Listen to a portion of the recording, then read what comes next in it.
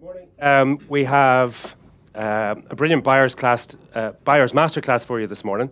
My name is Malachy O'Connor. I'm ex-retail, worked for lots of different supermarkets, and I work for myself now as a consultant. To my left, I've got Barra McFeely from Tesco.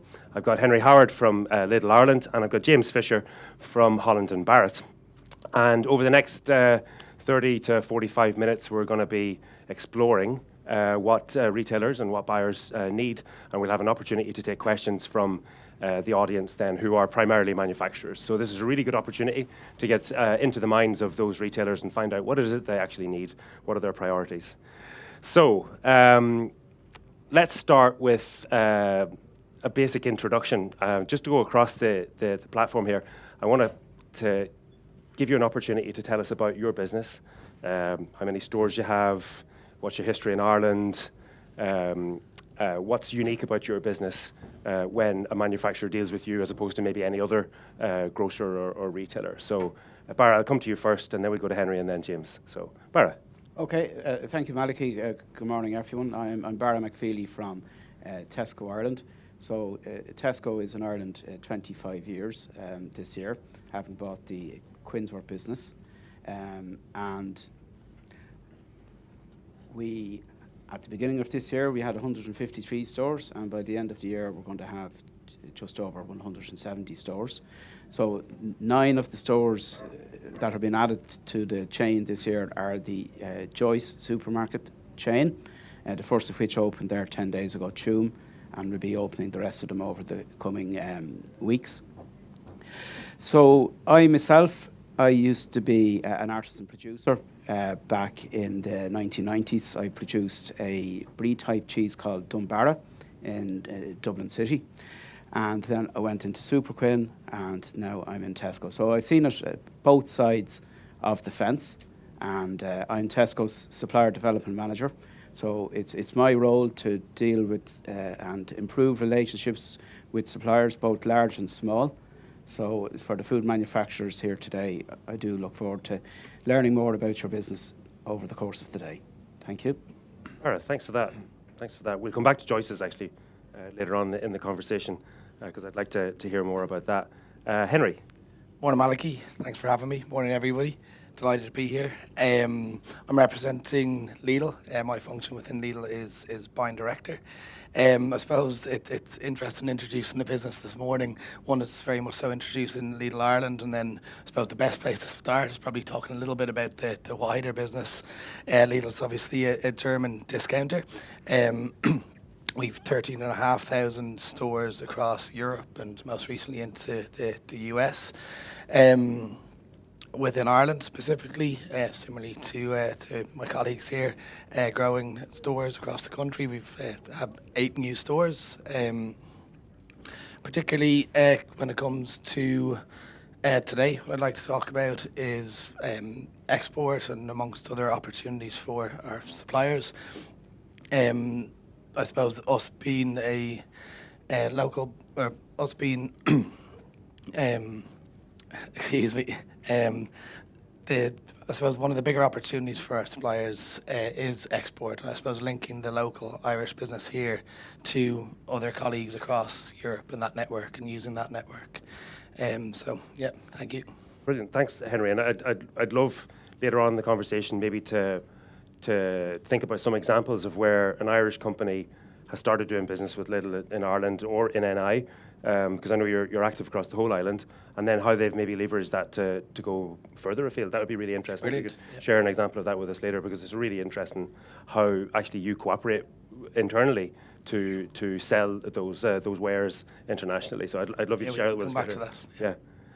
Yeah. James. Hi, I'm James from Holland and Barrett. So we've got 700 stores in the UK, we've got 50 stores in Ireland, and we've got about 125 in Europe. And what we do is basically we fix people. So literally thousands of people a day come to our shops and they're broken.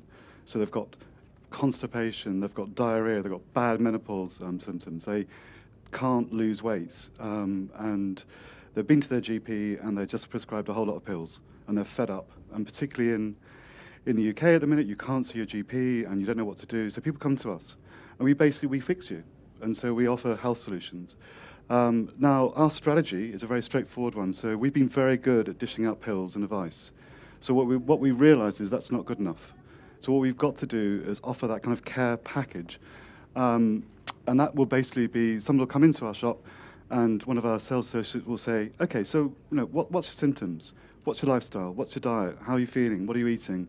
And hopefully they'll come out with then a whole plan of action, which is, to me, is a really good thing to do.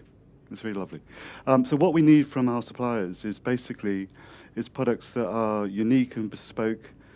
We need products that are naturally healthy. We don't need chemistry sets. We don't need fancy pants kind of stuff. So a lot of stuff I've seen today, utilizing the natural energy of nature, and then we will work with you from a chef's point of view, also a dietitian's point of view, and we'll back it up with science. So again, that bit of trust and health is very important. That's my pitch. James, that's really useful. I'm a great believer that if you're focused on selling, you're probably trying to grow your sales and fix your problems as a manufacturer. But really what you should do is focus on solving the problems of your customer, which is what James actually has described, the end user, the Holland & Barrett customer. You're trying to solve their problems. But from a supplier point of view, a manufacturer point of view, you should be trying to solve James's problems and Barra's and Henry's problems, but you don't know what they are unless you ask them and unless they share them with you. So this is a really good opportunity this morning. Again, across the board, we'll start with Barra, we'll keep going around, and everybody will get a chance. So that's the question then. What are your kind of business challenges at the moment that any supplier may or may not be able to help you with? What kind of stuff is really causing you big challenges at the moment and keeping you awake at night as a business? Okay, well, I'll begin by saying that there's no such thing as a problem. There's only an opportunity. And I'll tell you a story about that. When I was back in Superquin, the commercial director was speaking in front of all the suppliers, and he was setting up the depot, and he had all kinds of problems. And he told the story. The Fergal Quinn said to him, "There's no such thing as a problem. There's only an opportunity." So he stood up and he said in front of everyone, "Well, I can tell you all, I'm up to me neck in opportunities." So I'm pleased to say we're not specifically up to our neck in opportunities, but in a way we're all up to our neck in opportunities, in that we've got an evolving climate crisis, for example, of which we're all very much aware, and everyone is collectively working together to try and make the food chain more sustainable, which is more local. So that is a way that suppliers in the room can help us and help retailers in that. Let's reduce food miles, let's get local food. And we are seeing a great uptake in local food across the industry, which is very encouraging. COVID, lockdown accelerated that. We're also seeing that momentum continue now for other reasons, and that is the opportunity, the big opportunity. So, okay, sustainable and local. That's their problems, actually, for everybody, their problems. Precisely. Okay, super. Thanks for that. Henry, yeah. I love the optimism. Lots of opportunities. There's a huge amount of challenges within the business for the moment, or at the moment. It'd be hard not to talk a little bit about inflation and cost and different pressures coming through the system. And I'm sure there's lots of interest within the room around that, and I suppose the approach to buyers around that. And within that, there is lots of opportunity too. I think maybe a couple of weeks ago, I was out with one of our bakery suppliers, and we were going through their site. We were having a look at their production, and what we saw was a major opportunity around, I suppose, reducing plastic and then also reducing cost. All of the bags, all of the bakery products, or all of the bakery products that are supplied to us, they come in within cardboard boxes and then within plastic bags. What we saw just by going through that production line was actually we can look at the taking that bag out of it, it reduced the cost, and we were able to change the box. So for both ticking a box around sustainability and cost, and that kind of brings me on to the message around I suppose, analysing the supply chains, and when you're coming to buyers and when you're having those conversations, and there's no elephants in the room, everybody's having those conversations these days. It is about being transparent around it, but also coming prepared and having analysed the supply chain and coming with suggestions around what we can do to, I suppose, both continue to offer value to our customers, but also maybe look at reducing costs within the supply chain, and just being smarter about the way that we do things in that manner respect. Super. Okay. Henry, thanks for sharing that with us. And James, then, biggest challenges then for Holland & Barrett? So our biggest challenge is that being healthy is boring, right? It's difficult, it's challenging, it's complicated. So what I need from everyone here, or anyone here who can do it, is I just need delicious food that is nutritious and healthy. And it's as simple as that. So I'll give an example of a couple of things I've seen. So there's a whey water that I've seen, which is massive boost to protein. It's very natural, it's very sustainable. So for me, it ticks lots of boxes. So my journey is much more simple. Just give us delicious food that is nutritious and sustainable, and we'll sell it. But it starts with being delicious, because nobody will eat it if it's not. So the thing about health, again, is that, you think about health being really dull, boring, this poor food experience. That, to me, doesn't work. To me, it's got to be amazing first. So things like sauerkraut, for instance, you get this massive hit of flavour, and you can really, jazz up a straightforward grain salad.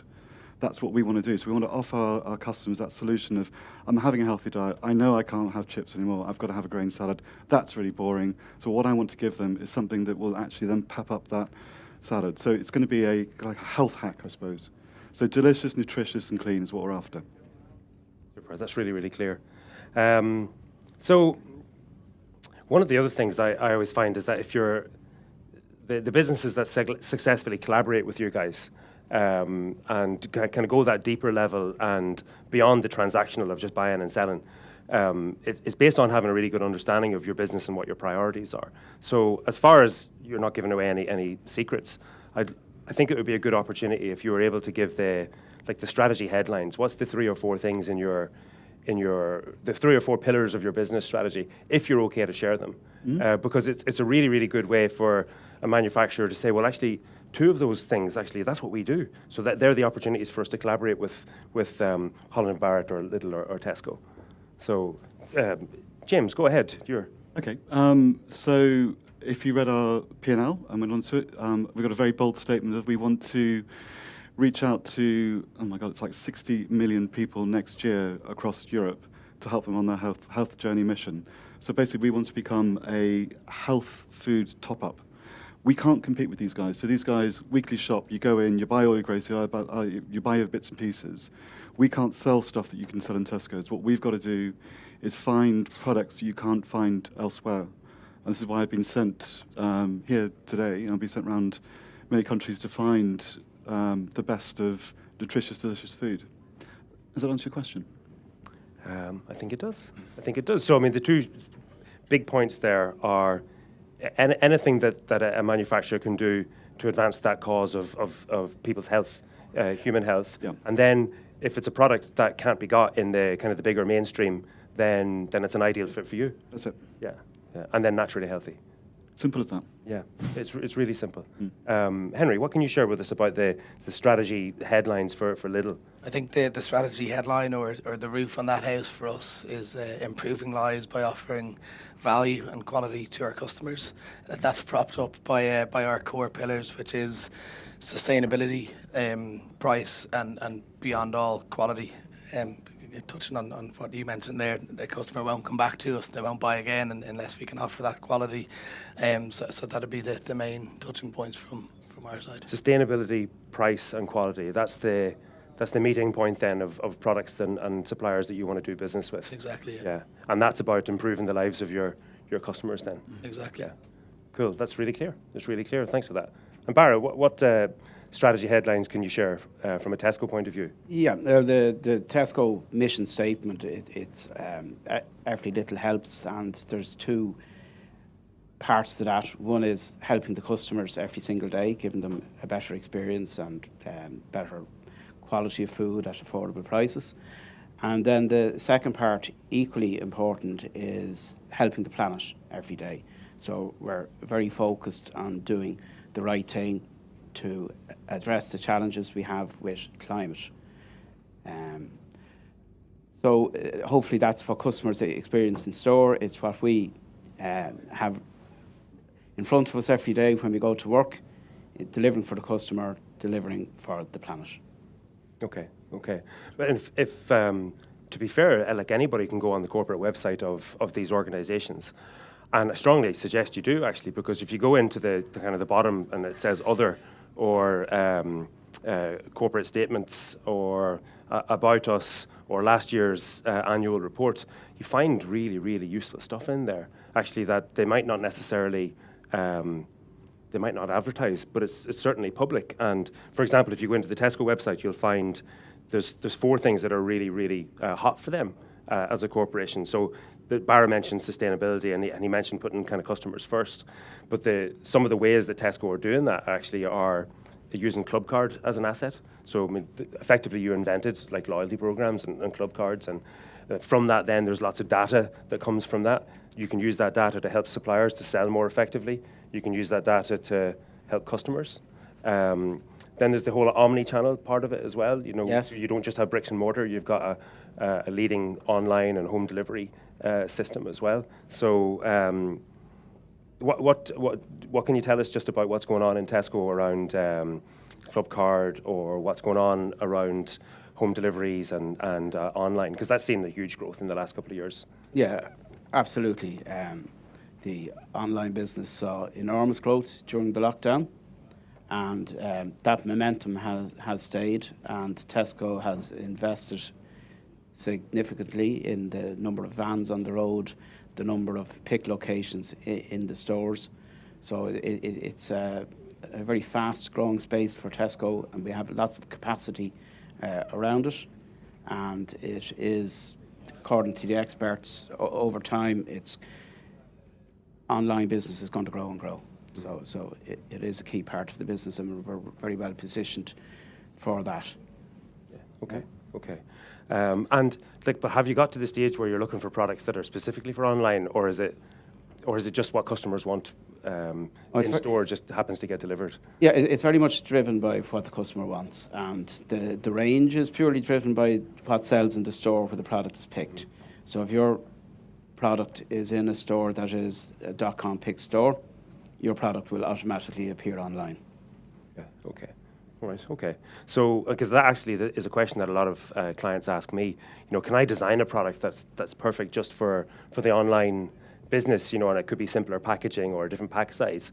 But honestly, I've never seen any examples of that yet, and you're kind of validating that really. If it's a product that customer wants in store, then you'll deliver it to them, or you'll let them collect it after the click and collect. But you're not currently looking at products that are specific for online yet, are you? No. Yeah. Okay. Okay. Well, that's a good point of clarity. Brilliant. And then Club Card. Is there anything you can share with us about Club Card? What's going on there? Well, the Club Card has been there for many years, and it does offer consumers a greater discount on all their shopping. And I suppose the evolution we've seen over the last 6 months is there's Club Card specific offers. So the customer's getting even more value by using the Club Card. Now, from a supplier perspective, there's a lot of data gained around different customer types and trends and what they're buying. So that's very useful for suppliers to formulate strategy when it comes to product development, to understand who the target market is. Yeah, it's really powerful data. You might have heard people talking about dunnhumby data. That's the data that comes from Tesco's Club Card.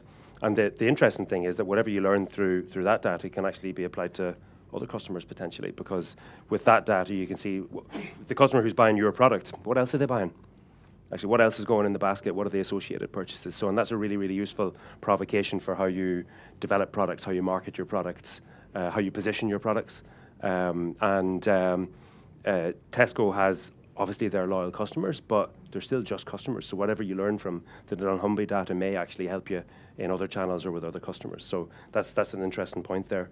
Henry, I just wanted to come back to you talking about those opportunities for collaboration. So like inflation is a massive challenge. Like you've got suppliers who are under ferocious pressure, and they sell a restricted range to a retailer who is also under ferocious pressure.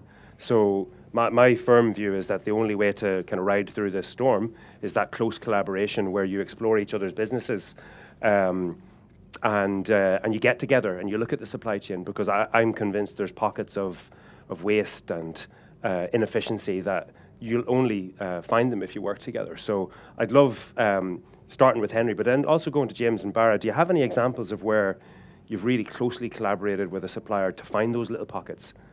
Yeah, I suppose coming back to the example earlier, it just kind of clarifies how simple some things can be, and how just walking through a site with a supplier and looking at the product, and looking at that from, I suppose, the very beginning of the process to the very end of the process, how there can be just those very small pockets and things that you can pick up on, things that they may not necessarily see that like aren't majorly important to you because they're not customer facing, things like that, things like the customer never actually sees.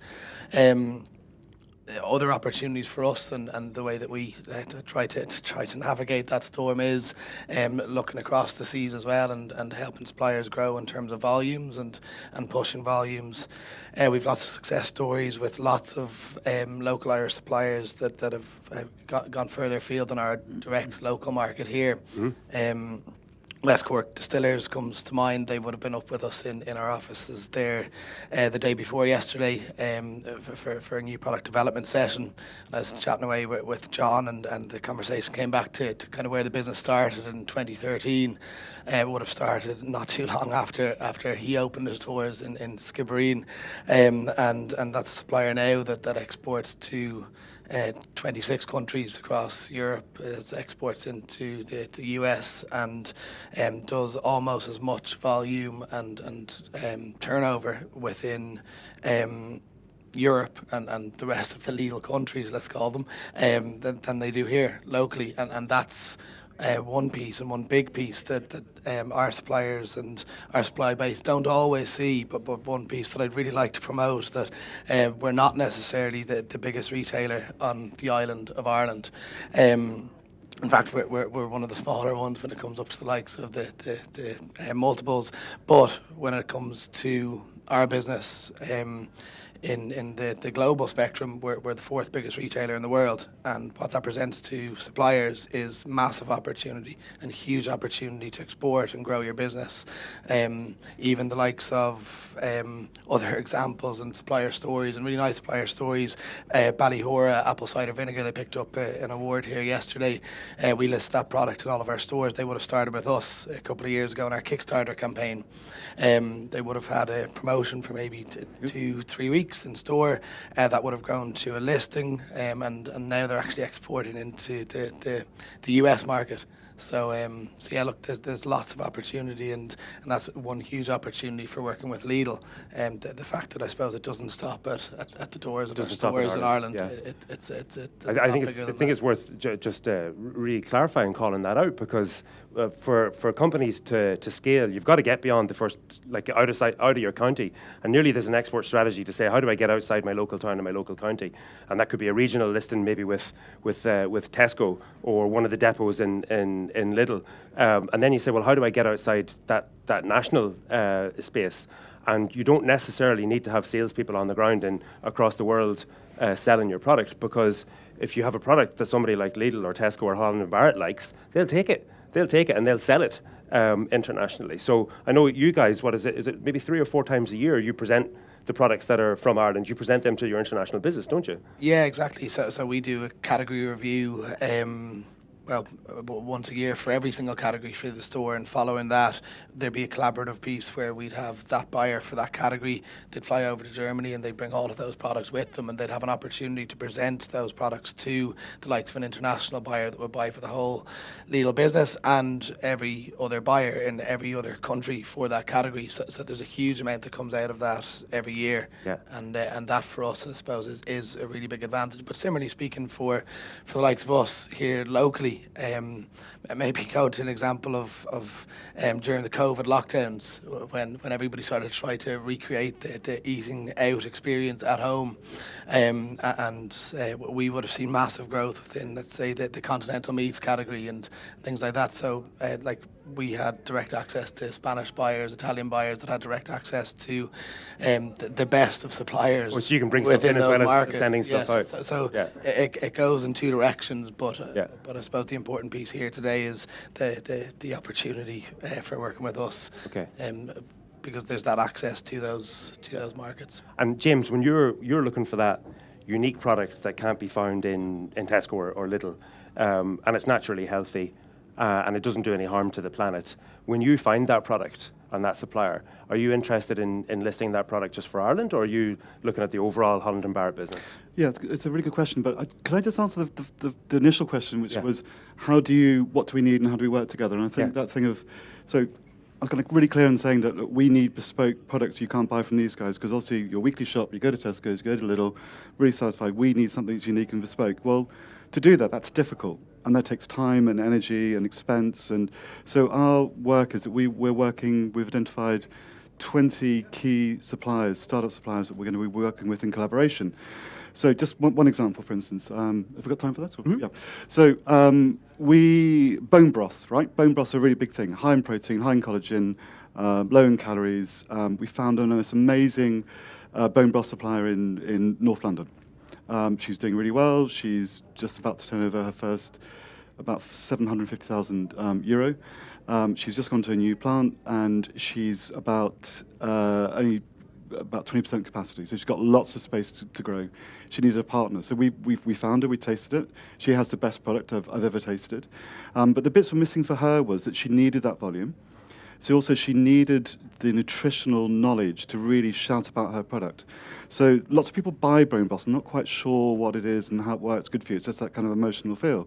So we've spent, about now we're on month 4 of working with her. So we've got 2 nutritionists, 2 scientists who are working with her, that we can then say, well, actually, this is a gut health friendly one. So gut health, we know, will double the sales and that automatically. And so that collaboration and what we can bring to your business on that nutritional bit is pretty important, I think.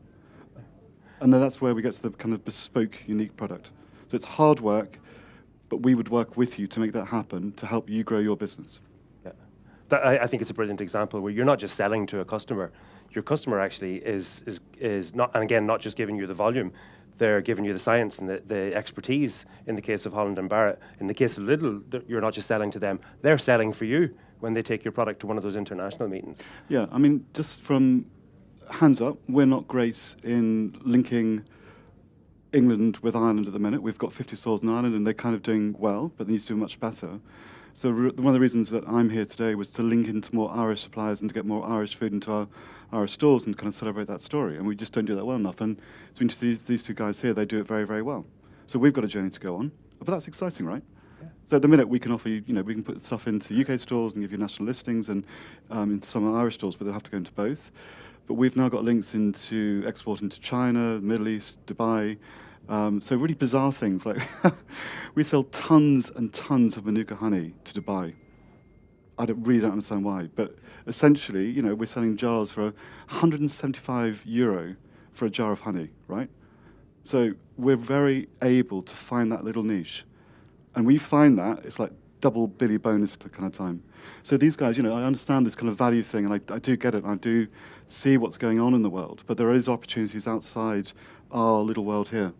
Our world of misery and pain that's going to happen in the next 2 years. If you're English, I mean, you guys see a much better place than we do. We're not going there. We're not going there. Should we talk about that? No, we're not going there. I'm not angry. I'm not angry. Sorry. Okay. Viv, how are you doing for time? Do you have time for any questions? We have time for questions. Yeah. Yeah. Hi, my name is Neve, and I make a product called Bee Cultured Water Kefir, which is a fermented drink. So I suppose sitting here this morning, I have many questions, but I was kind of sitting here and I was thinking, okay, I need to pitch to James. But then as I was sitting here, I was thinking okay, I want to pitch to you, but why would I pitch to you too? Because I suppose you're ticking so many boxes for me with like education, knowledge transfer, the fact that your staff in the store will be able to tell people exactly why they should buy my product. Whereas if you go into Tesco or if you go into Lidl, there's potentially a kombucha on the shelf, or there's a fizzy drink on the shelf, or there's a juice on the shelf, and customers are kind of saying like, oh, which one do I go for? Why would I choose that, or why would I choose that? Like, I feel like the education point of view for me wouldn't be there with like Lidl or a Tesco, but it would be with like a Holland and Barrett. Can I be cheeky? Yeah. So our biggest secret, right, is all our sales associates have a 12-week nutritional training program before they're allowed to go onto the shop floor. They have an A-level equivalent nutritional course when they come to it. Nobody knows that. And when you speak to them, suddenly all this information kind of comes spilling out. So I'm sorry, I'm going to do a hard sell on that one. So that's why you would come to us. And I agree. And something like that, like a water kefir, is very difficult to sell. You need someone on the ground to be able to do that. Well, and listen, the bottom line is you're not going to be able to partner, let's say, with every potential customer. You're going to have ideal customers, and they provide you a route to market to the end users that you're targeting. So you can't get into bed with everybody, really. And that becomes really clear when you hear what each of these businesses has to offer. Good stuff. Any other questions? Annette, up here as well. Morning, Malachy. Rob from Velo. Due to mentoring from Malachy 5 years ago, I had the courage to approach Tesco's. But just a question, Barra, as we're on shelf and going well, people like us who were lucky enough to win yesterday, is there an opportunity to do like a seasonal listing with Tesco's and get products on the shelf reasonably quickly? Yes, there's always opportunities. So the listing process, typically in a category, to be 1 or 2 events a year, and the lead time for that event begins 6 months out, and maybe 3 months to 10 weeks out, it gets locked in. So there certainly is an opportunity to fall into that process and get a listing for a couple of months. And then sometimes there is the opportunity for something more, a quicker turnaround if there's a particular reason or need. So yes is the answer. Would it be fair to say, though, that the better way to do business with Tesco is to follow the category processes and windows? Yeah, it is. That if you have if the customer has a need, and Tesco's one of your routes to market, you talk to the category managers a year in advance. You want them to get it on sale. Yes. So that you can go through the category process, it can find its place on the fixture, it'll fall into the continuous replenishment processes, and it works. If you try to rush it with Tesco, there's a better chance of it not working. Would that be fair? Yeah, that's absolutely fair, because nearly all space is planned, essentially, and therefore there's a process that takes time to work out what goes where on the shelf. If you work outside that process, the product may not have a defined space in the store, and then it's not going to be as available as it should be. So the best way to do it is through the process and have the defined space on the shelf. Yeah. But if there's a gap on a Tesco shelf, and where there's a will, there's a way, you can sometimes. Absolutely. Yeah. Okay. Yeah. Good. It's a good question, Rob. Hi, it's Mick from Mix Chili. We create a range of delicious hot sauces from County Wicklow. Won a gold and a silver and the best producer in Wicklow yesterday. Great. And our product's full of flavour, makes good food better. It's vegan, it's gluten-free, no artificial preservatives.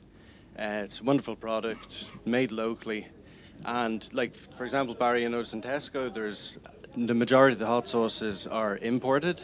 Yes. And I'm wondering, as a small producer, how can we get into your shelf? Is there any kind of feedback you have for a small producer of common mistakes, or how we could serve you better, when people approach you? Absolutely. Yeah. Well, there's two ways to enter a Tesco. One is as a local supplier in the local stores, so your surrounding stores, 6 or 7 stores. And that could be through delivering yourself directly to the store. And the advantages of that is you get to control the product and how it's merchandised and how it shows up.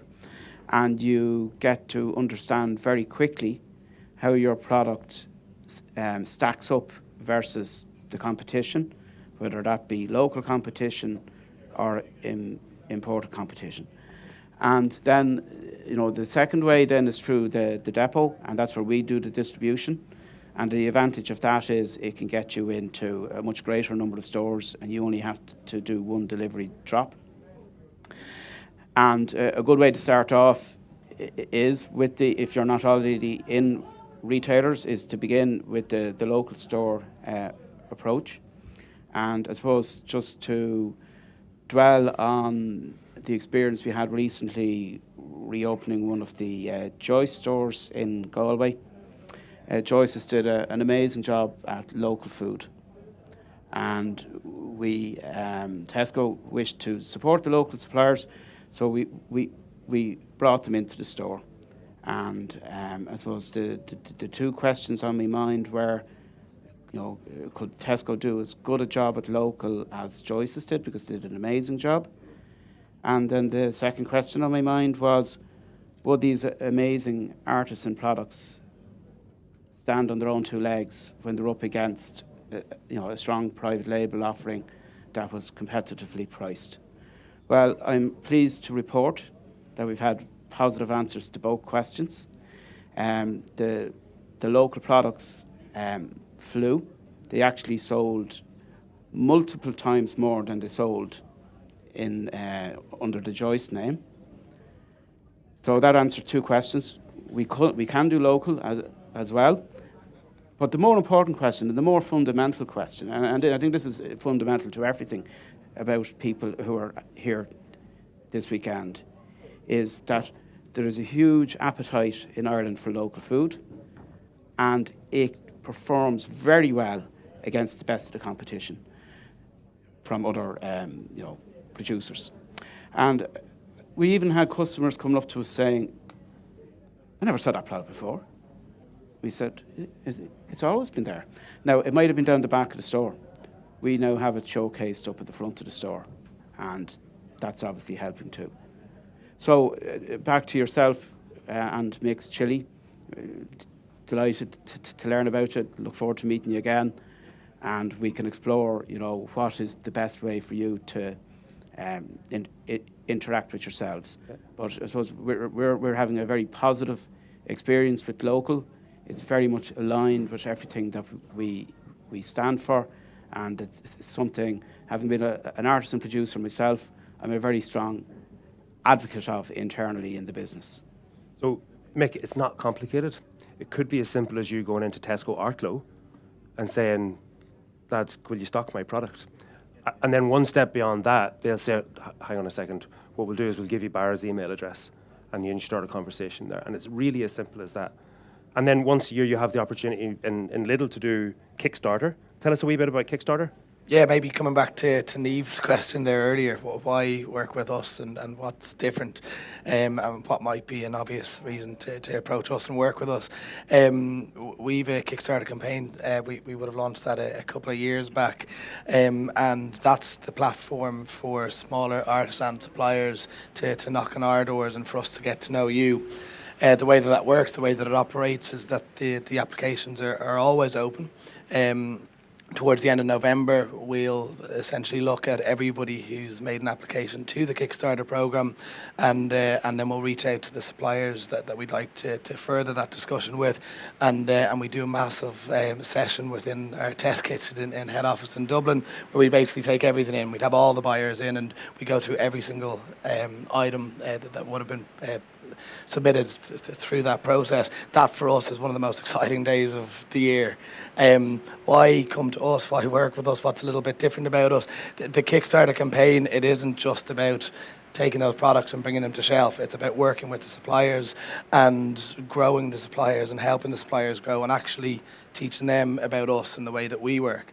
And the way that we do that is through a number of seminars. So when your product has been shortlisted, and when we've entered a discussion around that we want to bring that to shelf and to market, we would have a number of different seminars. The first seminar would be from the buying team, where you'd have the likes of myself or one of the other buyers come in and tell you everything that you need to know about the inner workings of our buying team and how we operate. Following that, there'd be a marketing masterclass, let's call it, whereby our marketing team would come in and they tell you everything about our marketing department. They try to coach you around what you might be able to learn from our organisation to implement within your organisation.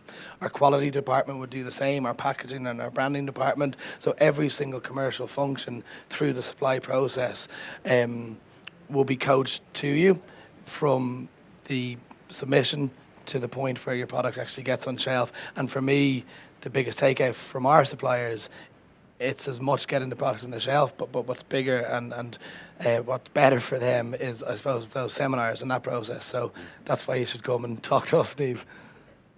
Because it might become relevant to you somewhere down the road, and good knowledge to know how to deal with a discounter as opposed to one of the others. Yeah. Other questions? Anything before we finish up? Oh, okay. Right.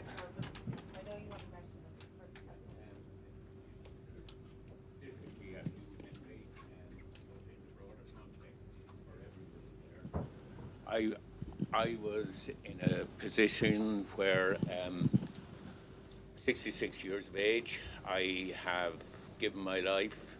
My father died at 16. I've given my life to the food business. I decided that I'd give him first right of refusal to a guy very close to me. I had ABP across the road. He had a big cold store around the back of me. I went in 4 months ago and put out my hand and I said to him, it's time to deal.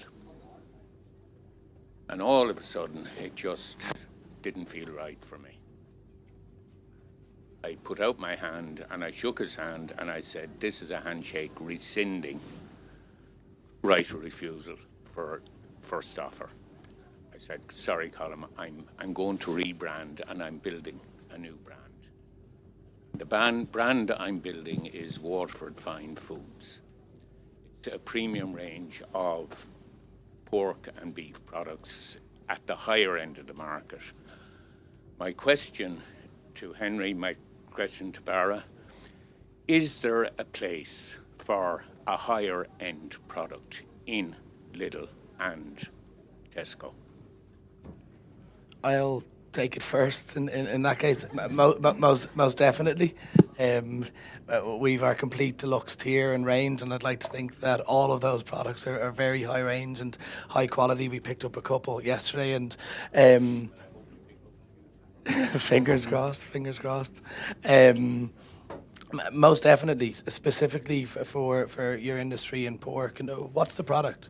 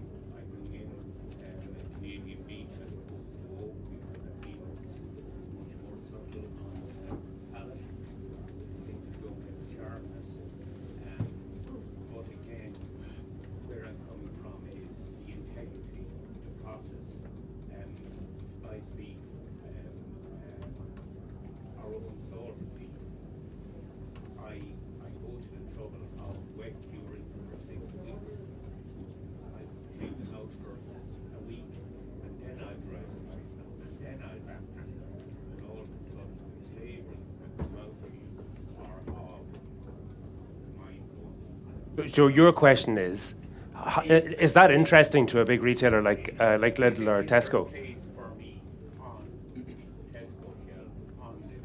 So, I would clearly say yes. I would clearly say yes, because what I heard you say is I've got a phenomenal quality product.